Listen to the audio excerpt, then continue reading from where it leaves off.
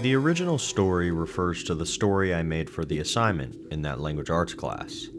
And if I had to give any inspirations, I'd say the story is heavily inspired by stories like The Gruffalo and stories like Hilda. I especially love the animated series of Hilda. Now, what I'm about to show you is pretty poorly written, and it was a little over 2 years ago that I wrote this stuff, so things have definitely changed. And I'm gonna talk about it. So here is the original document. I don't actually have the original document, but this is all the Google Doc logs copied over into one document. Now first, and most insanely, I wrote this story exactly 2 years before I released the animated version. This was not planned that way. It was actually just a crazy coincidence.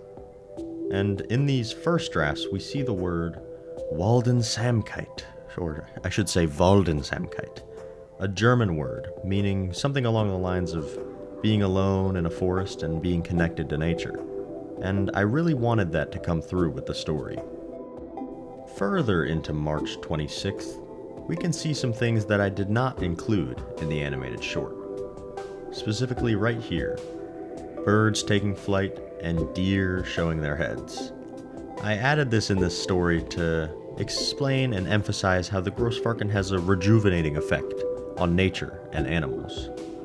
However, I got rid of this from the animation because, one, I didn't feel that deer would be in the swampy creek atmosphere, and I think the Grossfarken having a more silent effect on nature through plant life gives the Grossfarken more of a serene feeling.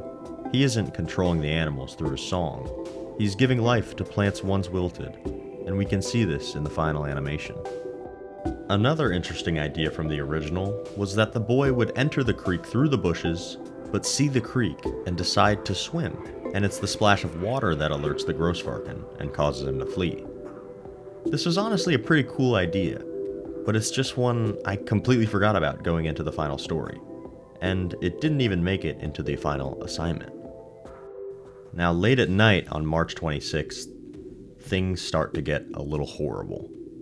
The boy is swimming, and the Grossfarken notices a gash on his leg. This is what makes the Grossfarken call him to the rock. And then, the Grossfarken runs his hand over the gash and heals it, kind of like a Jedi or something. But this was a little too magical for the story I was trying to tell, so I cut it from the final story and the final assignment. Pretty much everything else is the same, but it was pretty cool getting to see the ideas that I only just played around with in the earlier drafts.